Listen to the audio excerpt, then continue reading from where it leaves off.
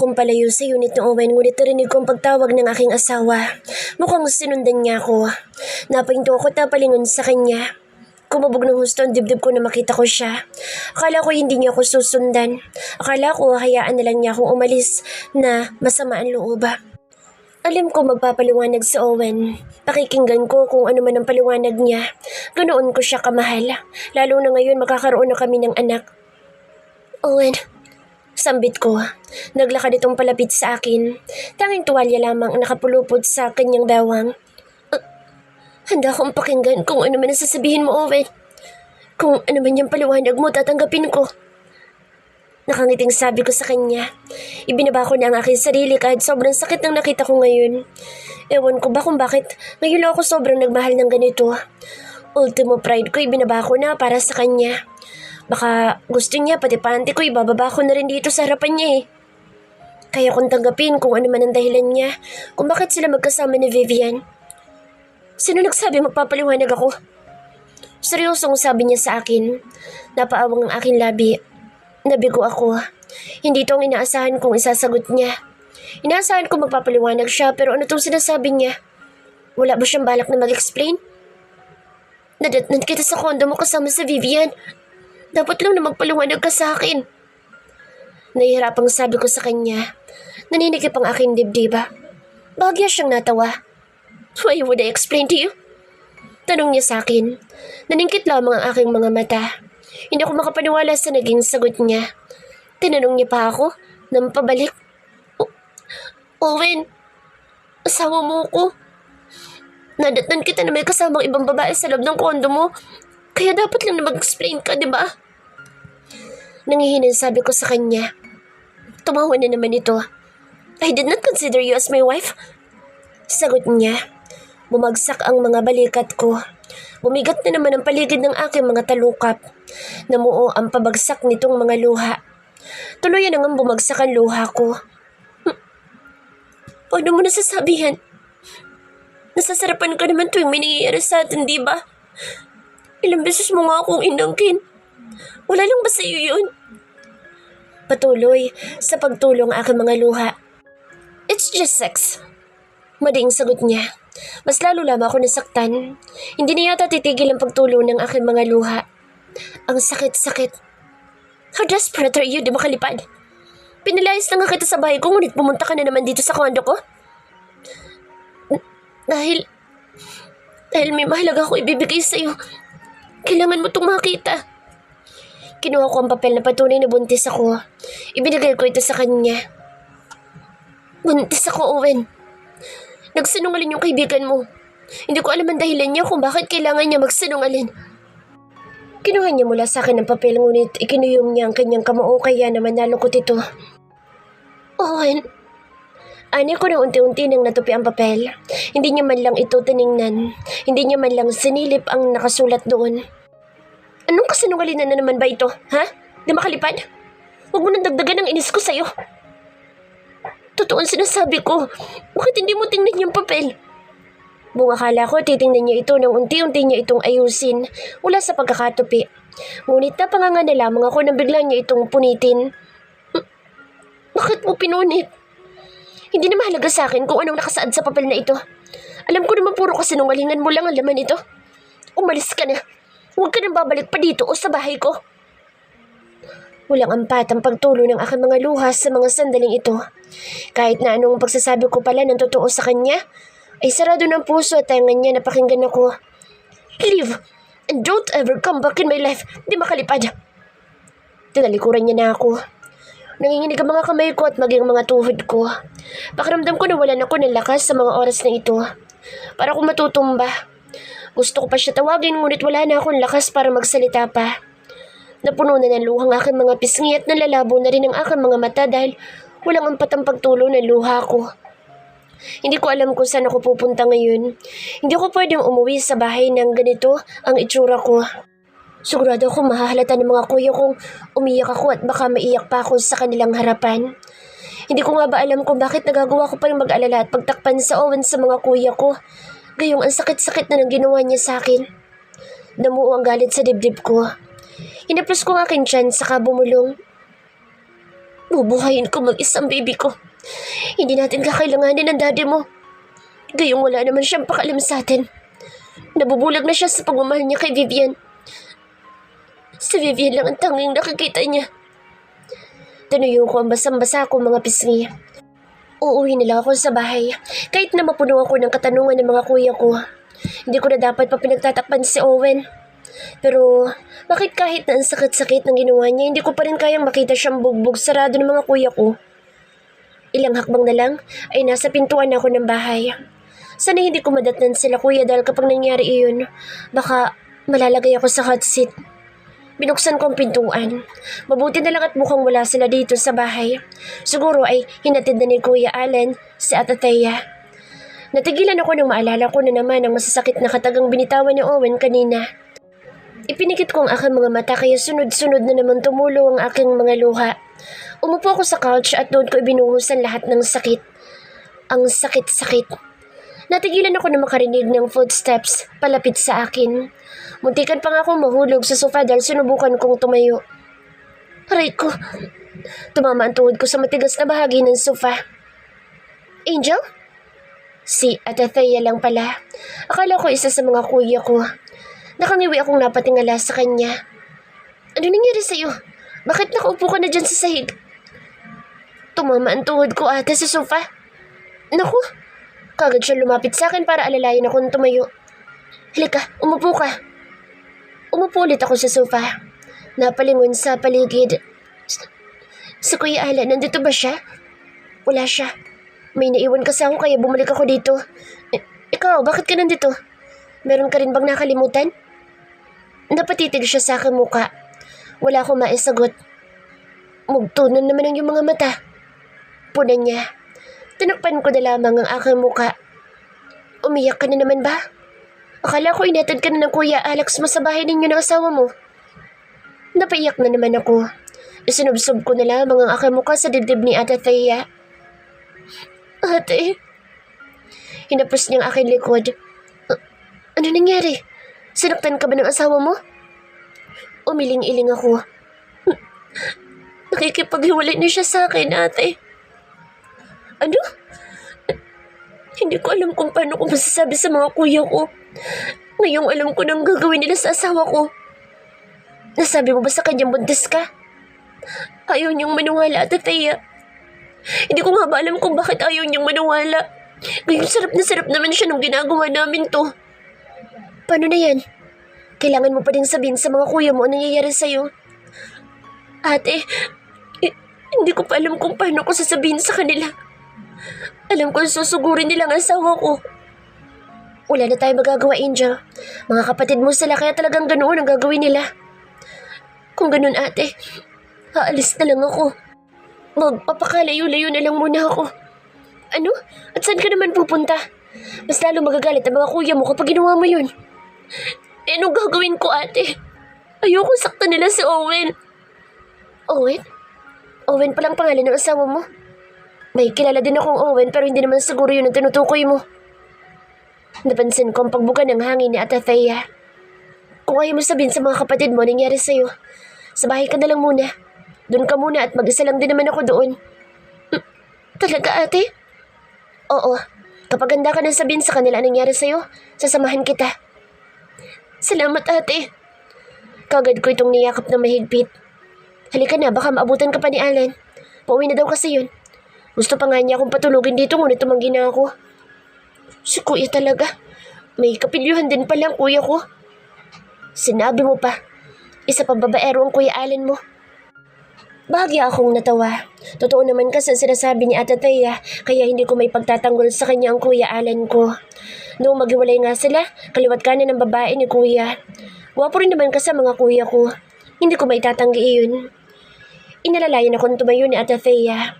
May sariling sasakyan si ate kaya naman hindi kami nahirapang mag-commute pa uwi sa kanila. Bago kami tumuloy sa kanila, inapadaan muna si Ate Thea sa mall. May bibilhin daw muna kasi ito. Angel, may gusto ko bang bilhin? Napailing na lamang ako. Wala, ate. Wala kang may susuot sa bahay. Wala kang dalang kahit na isang damit kaya isasama na rin kita sa pamimili. Pero ate, wala akong pera. May pera ako. Anya. Hindi ko masyadong alam ang background ni Ate Thea. Wala naman kasing kinukwento sa akin si Kuya Allen. Ang alam ko, simple lamang sa Ate Thea. Pero kung gumastos parang anak ng mayaman. Saka may sasakyan siyang sarili kaya hindi ako makapaniwalang simple lang ang buhay ni Ate Thea. Hindi ko akalaing bibilan ako ni Ate Thea ng mga damit na may susuot ko. Panty at bra at kung ano-ano pa na mga kailangan ko. Napakarami naman ang pinabili mo sa akin, Ate Thea. Siyempre naman, ilang araw ka sa bahay ko kaya dapat marami ka may susuot at pumalit. Salamat po talaga, Ate Thea. Umimili ka pa ba ng sayo? Ihintay na lang kita sa labas ng store, ate. Sige, hintayin mo na lang ako doon.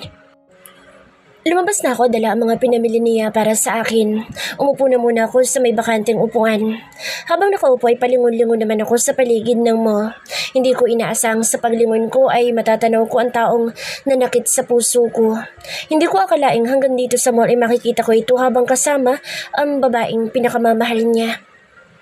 Owen! Napatayo ako. Gusto ko silang lapitan ngunit ang dibdib ko parang pinupunit sa sakit dahil sa nararamdaman ko sa mga oras na ito.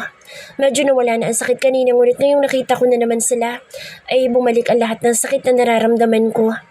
Habang masaya silang magkasama ni Vivian, nandito naman ako nakatanaw sa kanila habang nasasaktan.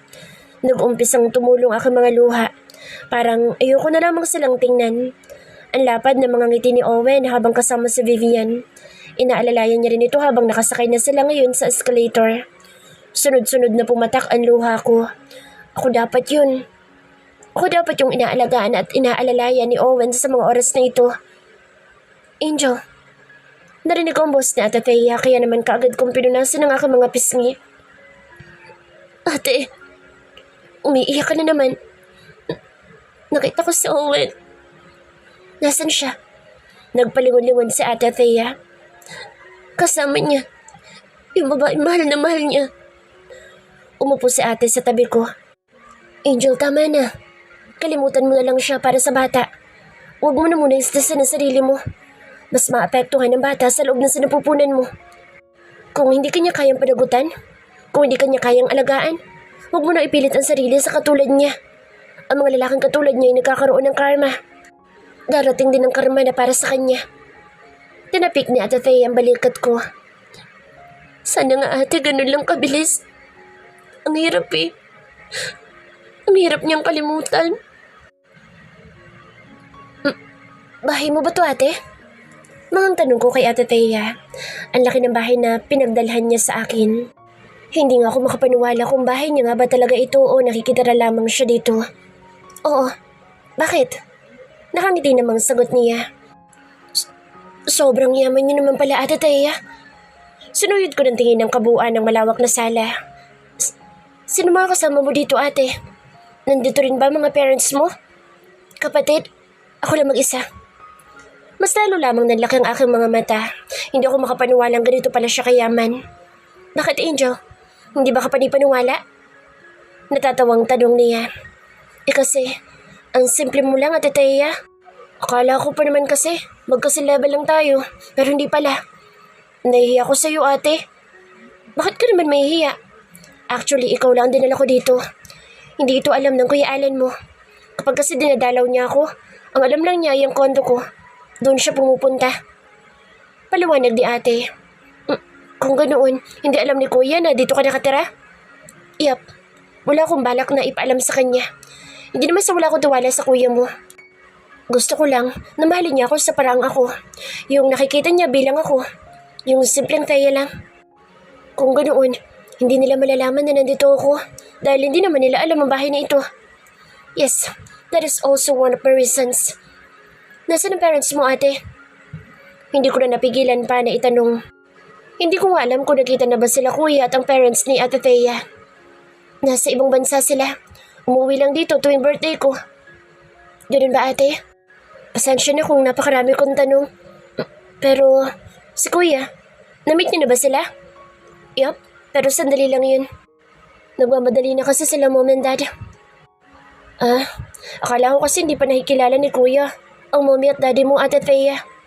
Tara, ihatid kita sa magiging kwarto mo. Hindi ko kasi napaghandaan ito. Biglaan, kaya pasensya ka na. Kung hindi ko nautusan yung naglilinis dito sa bahay na linisin yung magiging kwarto mo. Ayos lang ate. Hindi na kailangan linisin. Wala naman kasing dumi. Ikaw talaga. Tara na. Niyaya niya na ako sa magiging kwarto ko. Dinala niya ako sa pansamantalang kwarto ko. Malaki din ito. Mas malaki sa kwarto ko sa bahay. Wow. Namanghalang ulit ako. Sana magustuhan mo, Angel. Sobra ate. Parang sinadya yung kwarto para sa akin. Minsan dito natutulog ang pinsan ko. Pinsan? Ibig sabihin malapit ka sa mga pinsan mo ate? Yup. Malapit ako sa mga pinsan ko, lalo na sa mga pinsan ko lalaki. Magpahinga ka na, Angge. Gabing-gabi na rin. Dapat natutulog ka na ng maaga. Sige ate, maiwan na kita. Tuluyan na lumabas sa Ate Thea. Inayos ko mga gamit na pinamili ni Ate Thea para sa akin. Ilang damit at terno ang binili niya para sa akin. Habang nakahiga sa kamay, hindi ko maiwasang isipin si Owen. Iniling ko na lamang ang ulo ko para hindi ko na siya maisip. Hindi ako mapakali sa kinahihigaan ko. Kung ano-ano na ang posisyon ko sa kama. Minsan nga itinataas ko na mga paa ko at sinasandal sa wall. Kinaumagahan ay maaga ako nagising para man lang makapagluto ako. Pagpasok ko pa lang ng kusina ay kaagad na humilab ang aking sikmura. Katulad ng nakasanayan ko na. Ngayon, every morning ay tumatakbo sa lababo para sumuka. Nakakapagod at nakakapanghina kapag nasa stage pa lang ng paglilihi. Ang dami kong iniiwasang pagkain. Ang arte ko sa ulam at sa prutas. Pili lang ang kinakain ko. Hindi ako mahilig sa matamis. Gustong-gusto ko yung 100% ang asim. Katulad na lang ng kalamyas na gustong-gusto kong kainin every morning. Nangangasim na lamang ang mukha ni Ate Thea tuwing nakikita niya akong sarap na sarap habang kumakain ng kalamyas. Hindi ako naasiman. Hindi man lang gumuguhit sa aking mukha ang pangangasim. Oh my God! Sobrang asim niyan, Angel! Nangangasim ang mukha ni Ate Thea. Hindi pa nga niya natitikman ngunit dinaig pa ako na nakailang kalamyas na. Walang asim, ate. Tikman mo. Umiling-iling ito. Hindi ko kayang asim niyan. Nakangwing sabi niya. Hindi ko na yata mabilang kung ilang kalamyas na ang nakain ko sa umagang ito. Mag-iisang linggo na ako dito sa bahay ni Ate Thea at sa isang linggo kong pagtara dito ay hindi malang ito nalaman nila kuya. Ange, pupunta nga pala ako sa bahay ng pinsan ko. Gusto mo ba sumama? Ha? Sinong pinsan ate? Basta, makikilala mo siya tomorrow kapag sumama ka. Wapo yun. Isa pa, sweet and charming. Nabigla na lamang ako nang tusukin niyang tagiliran ko. Mukhang may balak pa yata siyang itulak ako sa pinsan niya. Natuwa na lamang ako. Ate, may itatanong lang ako. Kumusta na nga pala sila kuya? Hindi pa ba nila alam na wala na ako sa bahay ng asawa ko? Wala silang kaalam-alam. Ange, kung ako sa'yo, ipaalam mo na sa kanila. Lumalaki na ang tiyan mo. Hindi ako sapat para alagaan ka. Kailangan mo rin ng mga kapatid mo. Huwag ka mag-alala. Sasamahan kita. Huminga ako ng malalim. Susunod na araw na lang ate. Sige, ikaw bahala. Nagtawanan na kami. Nang subukan niyang kainin ng isang kalamyas ngunit kaagad na gumuhit ang asim sa mukha niya. Hindi ko talaga kaya, Angge, ang asim. Sigaw niya saka tumakbo sa lababo. Tawang-tawa naman ako. Hindi kasi maipinta ang kanyang mukha. Isang araw na ulit ang nakalipas. Kahit anong tanggi kong hindi sasama kay Ate Thea ay talagang pinilit niya ako. Ipapakilala niya raw kasi ako sa pinsan niya. Isa pa sa dahilan kaya hindi ako nakatanggi dahil nasabi niya na raw sa pinsan niya na may ipakikilala siya kaya sinadya nitong huwag na munang pumasok ng office. Angel, tapos ka na ba? Dinig ko ang pagsigaw ni Ate Thea mula sa sala. Nasa hagdan na rin naman ako at pababa na. Nandiyan na ate. Napaawa ang kanyang labi na makababa ako ng tuluyan. Wow, napakaganda mo pala, Angel. Hindi naman ate. Ang ganda mo kaya. Nakapagtataka talaga kung bakit hindi ito nakita ng asawa mo. Naalala ko na naman tuloy si Owen. Ilang linggo na rin simula nang huli kami nagkita at wala na akong balita sa kanya. Hindi ko nga alam kung ano nangyari sa sinabi niyang divorce. Kung ipinadala man niya iyon sa bahay, baka sila kuya pa nakakita. Ngunit ang sabi ni Ate Thea hanggang ngayon daw ay wala pa rin alam ang mga kuya ko sa nangyari sa akin. Sorry. Bigla ko lang naisip si Owen ate. Pasensya na. Naisip ko lang yung divorce na sinasabi niya. Hanggang ngayon kasi wala akong balita. Bakit? Gusto mo na bang makapag-divorce sa kanya? Kung yun ang gusto niya, ate, ibibigay ko sa kanya. Mabuti naman natauhan ka na. Hindi dapat tayo iiyak lang mga babae. Dapat ipakita natin sa kanila na kaya natin. Kung kaya nila, mas kaya natin, di ba? Oo, ate. Girl power. Kaya yung kuya mo, kapag nagloko pa yan, wala na siyang babalikan. Basta ate, kahit kuya ko siya, sa'yo pa din ako. Kaya gusto kita eh. Nag-high five naman kami. Hindi na rin kami nagtagal at umalis na rin kami. Malaki at maganda din ang bahay ng pinsan ni Ate Thea. Mayayaman talaga sila ngunit hindi lang halata. Napakayaman din pala ng pinsan mo, Ate Thea. Yup, mas mayaman siya sa amin, Angel. Nakangiting sabi ni Ate Thea saka hinila na ako papasok sa loob ng malapalasyong bahay. Sunulubong naman kami ng maid. Sabay-sabay na napayuko ang dalawang maid. Magandang araw po, Ma'am Thea. Magandang araw din sa inyo. Kasama ko nga pala si Angel, kaibigan ko. Pakilala ni Ate Thea sa akin. Magandang araw po, Ma'am Angel. Ako naman ngayon ang binati nila. Magandang araw din po sa inyo. Naalala ko tuloy si Manang Mosi. Close na close ko yun. Namimiss ko tuloy ito. Look who's my guest today. Natigilan ako nang marinig ang pamilyar na boses na nagmula sa aking likuran. Boses na lalaki na alam kong kilala ko kung sino ang nagmamay-ari nito. Hey, Cos. Buti na lang hindi mo ako binugo sa araw na to. Kala ko talaga hindi na naman kita madadatnan dito. Narinig ko ang bagyang pagtawa ng lalaki. Siya ba ipakikilala mo sa akin? Narinig kong tanong ng lalaki. Hindi pa ako umaharap sa kanila. Yup. Kung ganoon, pakilala mo na ako.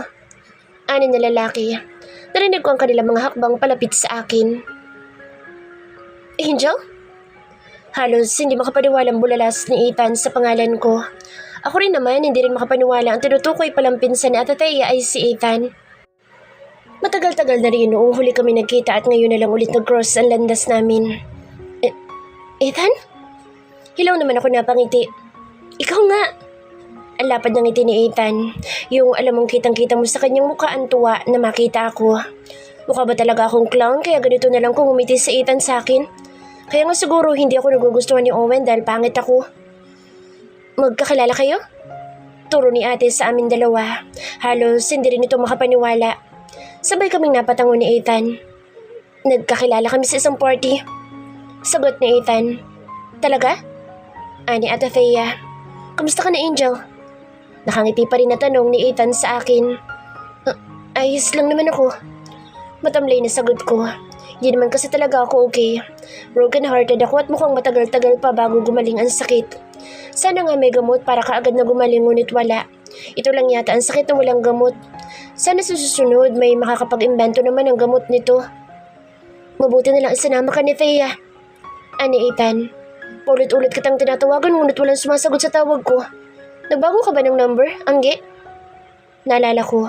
Pinalitan nga pala ni Owen ang SIM ng phone ko. Hindi ko nga alam kung ginagamit ba niya ang SIM card ko. Hanggang ngayon nasa akin pa din ang SIM card niya. Nagpalit na nga pala ako ng SIM. Ani ko. Kaya naman pala. Ano to? Oroplace yata ako dito. Ani Ate Thea na tila nagtatampo. Sabay kaming napatawa ni Ethan. Manang? Tawag ni Ethan sa kanya yatang maid. Sir, please prepare a snack for my guest. Sige po, sir. Kaagad naman tumalikod ang babae. Dinala kami ni Ethan sa sala at umupo na lamang kami sa couch. Hanggang ngayon hindi pa rin ako makapaniwalang magkakilala kayong dalawa. Nahuli yata ako sa balita, Ethan. Pagbibiro ni Ate Thea. Magkakilala lang kami ni Angge, ngunit hindi rin naman kami palagi nagkikita. Matagal ko na din siyang hinahanap. Nakakatuwa pa, dito ko pa pala siya makikita mismo sa pamamahay ko. Ani Ethan. Tahimik lang ako habang nakikinig sa kanila. Napangawi na lamang ako nang marinig ko ang pag-aalburuto ng tiyan ko. Nagugutom na naman ako. Nakakahiya ako maririnig nila ang pag-aalburuto ng tiyan ko. Angel, okay ka lang? Tanong ni ate. Siguro napansin niya ang pagniwi ko at paghawak ko sa akin tiyan. Oo ate, ayos lang ako. Sir, nandito na pong snack. Inilapag ng babae ang pagkain sa table. Bigla akong natakam sa sandwich. Thanks, manang. Umalis rin kaagad ang babae. Angel, kumain ka muna. Niyaya ako ni ate. Hindi na ako makatanggi dahil sadyang gutom na talaga ako. Hindi pa man ako niyayaya ni Ethan ay hindi na ako nahiyang kumuha ng sandwich. Pasensya na, bigla ako nagutom. Nakangawing sabi ko kay Ethan. Ngumiti naman ito. It's okay, Angge. Kumain ka lang. Sagot ni Ethan. Nakangiti rin naman sa Ate Thea. Pagkatapos ng pag-uusap namin sa bahay ni Ethan ay nagpa siya sa Ethan na ihatid kami. Ngunit may sasakyan naman sa Atrathea kaya ang ending, doon ako sa kotse ni Ethan. Kumabog ang dibdib ko nang isuot ni Ethan sa akin ng seatbelt. You look nervous, Anya. Nagtama ang aming paningin nang mapatingin ako sa kanya. Ang gwapo rin naman pala ni Ethan. Bakit ngayon ko lang napansin ito? So, nakatira ka ngayon sa bahay ng pinsan ko? Pag-iba niya sa usapan, tumango lamang ako. Ethan, tara na! Sabay kaming napalingon sa kinaroroonan ni Ate Thea habang kumakaway ito. Napangiti na lamang si Ethan saka umatras palayo sa amin. Binuhay na nito ang makina. I heard you live in Owen's house before. Habang nagmamaneho si Ethan ay panay naman ang sulyap niya sa akin. Paano mo nalaman? Oscar told me. Totoo ba? Oo. Bakit ka umalis? Kailangan na rin kasi. Hindi naman pwede magtagal pa ako doon. Babae ako at lalaki siya. Baka pag-isipan pa kami ng ibang tao kapag nagtagal pa ako doon. Mabuti na lang nakahanap ako ng palusot. Sa bagay, kahit ako napaisip kung bakit nasa bahay ka ni Owen. Napaisip nga ako na baka hindi lang kayo magkaibigan. Naisip ko baka nililigawan ka niya o baka kayo na. Mag-asawa kami. Kung pwede ko nga lang sabihin sa kanya, sinabi ko na. Ngunit wala na akong karapatan pa para ipagsigaw ang asawa ko si Owen dahil nakikipag-divorce na siya sa akin. Siguro naman hindi, di ba? Angel? Dagdag na sabi ni Ethan. Tama ka. Hindi naman ako papatulan ng kaibigan mo. Nagkakamali ka, Angel. Doon pa lang sa napangiti mo ako, alam ko marami magkakagusto sa'yo. Dahil kahit ako, napahanga mo. Anya. Ha? Napaawang ang labi ko. Bigla na lamang tumawa si Ethan. Huwag mo na isipin ang sinabi ko. Basta hindi ka mahirap mahalin. Tatawa-tawang sabi nito. Hindi mahirap mahalin? Sana nga. Dahil kung madali akong mahalin, sana minahal na ako ni Owen. Napansin kong bumagal ang pagmamaneho ni Ate Thea dahil bumagal ang takbo ng kotse nito. Sinadyang lapitan ni Ethan ang kotse ni ate. Binuksan ni Ethan ang bintana nang magkapantay na ang kanilang kotse. Ethan, dadaan nga pala muna tayo sa bahay nila Angel. May kukunin lang ako. Sigaw ni ate. Sa bahay? Sa bahay ate? Sa bahay namin? Paano ko nandun sa Lakuya? Makikita nila ako. Sigaw kong sabi para marinig niya. Wala ang kuya mo doon. Alam ko dahil kausap ko siya kanina. Sagot naman ni ate. Napansin kong tila ba nalito sa Ethan sa pinag-uusapan namin ni ate. Anong ibig sabihin na Thea? Saan bahay ang tinutukoy niya? Tanong ni Ethan sa akin. Sa bahay namin. May bahay pala kayo? Pero bakit kailangan mong tumira sa bahay ni Thea? Naguguluhang tanong ni Ethan sa akin. Kailangan lang. Nagtatago kasi ako sa mga kuya ko. Basta, mahabang kwento. So, may mga kuya ka? Oo, at stricto sila. Oo, huhulaan ko. Wala naliligaw sa'yo dahil sa mga kuya mo, no? Natatawang sabi ni Ethan. Hindi naman. So, anong dahilan? Bakit ka nagtatago sa kanila? Mahabang kwento, Ethan. Okay, hindi na ako magtatanong. Umastang parang nag-zip ng bibig si Ethan. Sunundan na lamang ni Ethan ang kotse ni Ate Thea. Ilang minuto lang din ay nakarating na kami sa bahay. Sarado ang gate at mukhang ang wala sila kuya. Ako na lang papasok sa loob, Angel. Dito na lang kayo sa labas para makaalis tayo kaagad. Baka maabutan tayo ng kuya mo. Bili ni Ate Thea, saka ito nagmamadaling pumasok ng gate. Naiwan kami sa labas ni Ethan. Malakang bahay niyo. Komento ni Ethan. Sunuyod niya ng tingin ang labas ng bahay. Kung alam mo lang, Ethan, naisanla na rin ito noon. Ewan ko lang ngayon kung natubos na ito nila kuya. May palugit na rin kasi yung pinagsanlaan ng bahay at hindi ko alam kung hanggang kailan lamang iyon. Sa tingin ko naman ay nabawi na nila kuya itong bahay dahil wala na ako naririnig pa mula sa kanila na namumroblema pa. Shit, bakit ngayon pa? Parang gusto ko yata magbanyo. Matagal pa yata si Ate Thea. Magpapaalam na lang kaya muna ako kay Ethan. Ethan, papasok muna ako sa loob. Paalam ko. Hindi ko na talaga mapigilan ang pagputok ng aking pantog. Anong gagawin mo sa loob? Bili ni Thea na magpaiwan na lang tayo dito. Puputok na kasi ang pantog ko. Hindi mo naman siguro gusto yung abutan ako sa loob ng kotse mo, di ba? Nakangawing sabi ko sa kanya. Medyo natawa naman ito. Sige na, pumasok ka na sa loob. Natatawang utos niya sa akin. Pagpasok ko ay nakasalubong ko sa Ate Thea. Pagbabahan niyo lang ako, ate. Di ko na kasi kayang pigilan eh. Paalam ko bago pa man niya maitanong sa akin kung bakit ako sumunod. Sige, bilisan mo lang, baka biglang dumating ang kuya mo. Sige ate. Nagmadali na akong pumasok sa loob. Halos liparin ko na nga ang banyo dahil natatakot akong baka maabutan pa nila kuya. Ang sarap sa feeling pagkatapos. Paglabas ko ng banyo ay halos liparin ko na ulit para makalabas ka agad ng bahay. Malapit na ako sa gate nang makarinig ng ingay. Alin? Sigaw uyo ni Atateya. Ano nangyayari? Nandito na si kuya? Naku, patay na. Sino ba kasang lalaking yan? Narinig kong galit na tanong ni Kuya Allen. Galit na galit. Nang marinig ito ay nagmadali na akong lumabas ng gate at doon ko nasilayan sa Ethan na dumudugo ang gilid ng labi. Nalakang aking mga mata. Hindi ako pwede magkamali sa inala ko. Sununtok yata ni Kuya si Ethan. My God, Allen! Ethan is my cousin! Naiinis na paliwanag na Atateya. Nagmadali ako lumapit sa kanila nang susubukan na naman suntukin ni Kuya si Ethan. Kuya! Sigaw ko. Hindi natuloy ang pagsuntok ni Kuya. Napalingon siya sa akin at gumuhit sa kanya mukhang pagtataka.